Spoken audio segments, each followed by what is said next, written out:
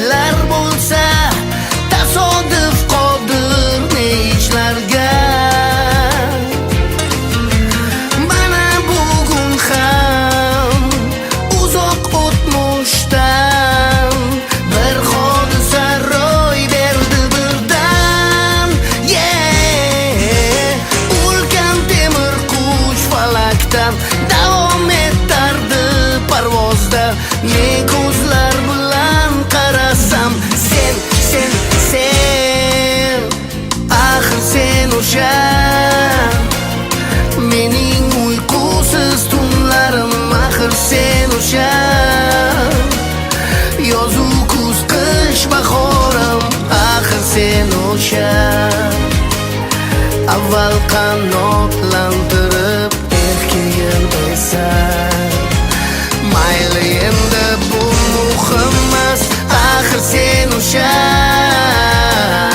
yoningda jajji qizcha, xuddi o'zingga o'xsharkan yoshligingga, jilmayar menga senikiday ovozi bu mo'jiza, bu mening baxtli parvozim.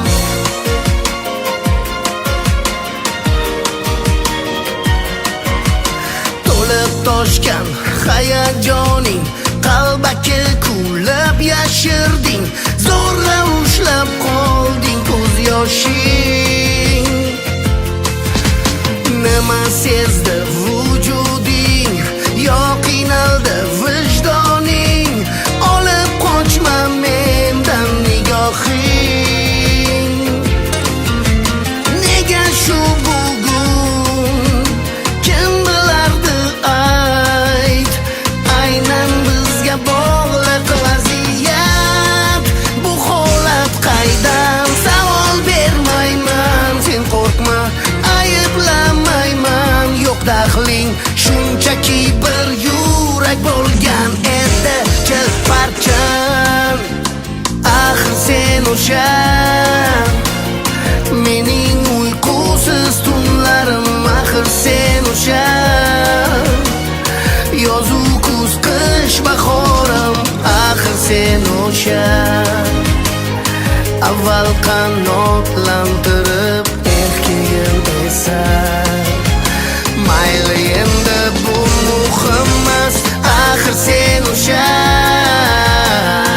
yoningda jajji qizcha, xuddi o'zingga o'xsharkan yoshligingga, jilmayar menga senikiday ovozi bu mo'jiza, bu mening baxtli parvozim.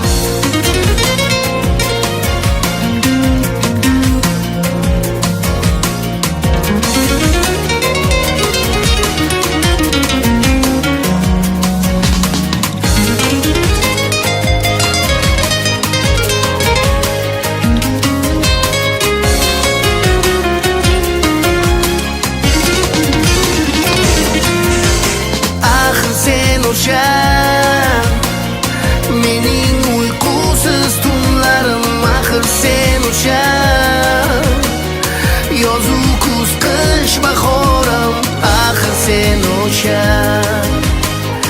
avval qanotlantirib